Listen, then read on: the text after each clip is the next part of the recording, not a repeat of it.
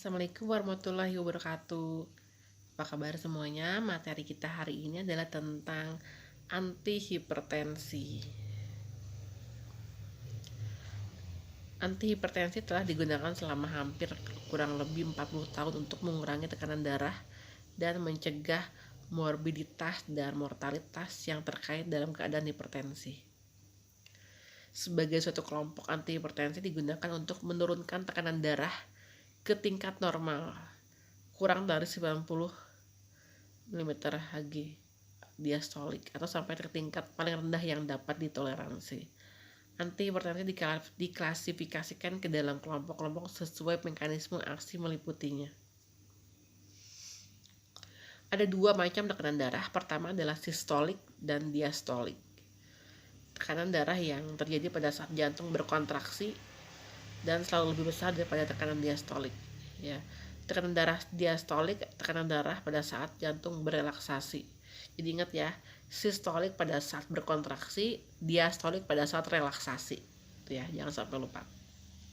Satuannya mm Hg 150 sampai per 80. Berarti sistoliknya 150, diastoliknya 80. Oke. Selanjutnya adalah tekanan darah ditentukan oleh dua faktor. Pertama adalah curah jantung, hasil kali denyut jantung, dan isi. Yang kedua adalah resistensi perifer, gabungan tekanan otot, polos, arteri, dan dinding pembuluh darah.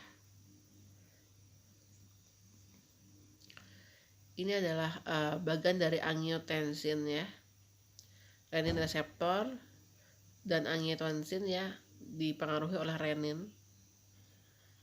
Jadi terdapat angiotensin 1, angiotensin 2 membentuk reseptor 1 dan reseptor 2 membentuk antiproliferatif dan aldosteron secretion vasokonstriksi klasik angiotensin. Angiotensin 1 membentuk angiotensin 1 sampai 9 AC, angiotensin 2, angiotensin 1 sampai 7. Ini adalah memberi efek antihipertensi, efeknya di angiotensin 1 sampai 7 ini. Oke.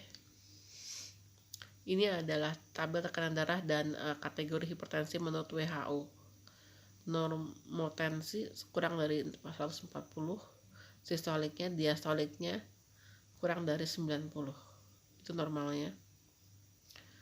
Dan borderline-nya ya rata-ratanya 140 sampai 160, 90 sampai 95. Ini untuk gejala ya, untuk harus ada untuk jaga-jaga ya, untuk batas jangan sampai melewati itu.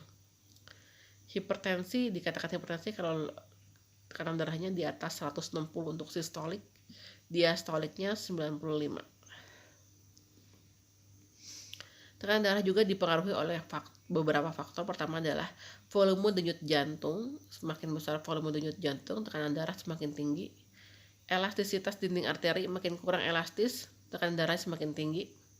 Neurohormon adrenalin dan noradrenalin. Lepasnya neurohormon dirangsang oleh emosi, kegelisahan, stres, marah, lelah, atau rokok. Jadi untuk penderita hipertensi, jaga agar tidak terjadinya stres atau marah atau gelisah ya, karena dapat mempengaruhi tekanan darah.